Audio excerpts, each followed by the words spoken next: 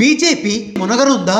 దుబ్బాక నుంచి జీహెచ్ఎంసీ ఎన్నికల వరకు బీజేపీ గ్రాఫ్ ఒక్కసారిగా పెరిగిపోయింది. ఇది కేవలం రోజుల్లో జరిగిన పని కాదు.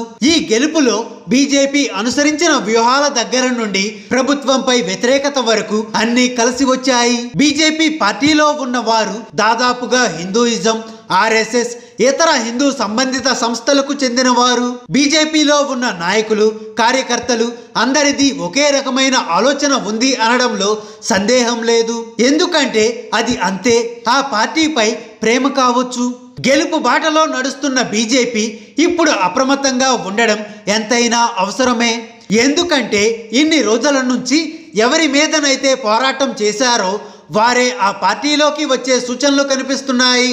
ఇన్ని రోజులు బీజేపీని చిన్న చూపు చూసిన ఇతర పార్టీ బడా నేతల చూపు బీజేపీ పైకి మారింది. నియోజకవర్గ స్థాయిలో బీజేపీ కార్యకర్తలు ఎవరినైతే వ్యతిరేకించారో వారితో కలిసి నడిచేందుకు అసంతృప్తితో ఉండడం సహజమే. ఎందుకంటే బీజేపీ పార్టీలో ఒక క్రమశిక్షణ చూస్తాం. అది పార్టీ చేసే సూచనలను గౌరవించడం తగుదనమ్మా అంటూ కాంగ్రెస్, టీఆర్ఎస్ మొదలైన పార్టీల్లో మసకబారిన మాస్ లీడర్లను బీజేపీ హక్కున చేర్చుకోవడం ఆ పార్టీ మూలాలనే ప్రశ్నార్థకం చేస్తుంది. సోకాల్డ్ నాయకులు రావడం వల్ల వచ్చే ప్రయోజనం కన్నా నష్టమే ఎక్కువ అన్నది సామాన్య కార్యకర్తల మాట. ఎలాగంటే కాంగ్రెస్ పార్టీ, టీఆర్ఎస్ పార్టీల ఓట్ బ్యాంక్లో 30% ఇతర మతాలు ఉండొచ్చు. ఈ నాయకుల కేడర్లో కూడా దాదాపుగా అంతే శాతం మైనారిటీలు ఉండడం వల్ల ఈ నాయకులు బీజేపీలోకి వస్తే ఆ మైనారిటీ ఓట్ బ్యాంక్ మైనస్ అవ్వడం ఖాయం.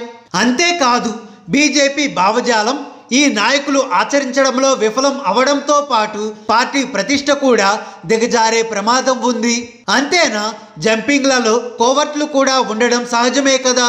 కాబట్టి బీజేపీ గనుక సొంతంగా ఉండకుండా ఇతర పార్టీ నాయకులతో పార్టీని నింపేస్తే కొండ నాలుగు మందేస్తే ఉన్న నాలుగు ఊడినట్లు అవుతుంది. జాగ్రత్త బండి సంజయ్ గారు.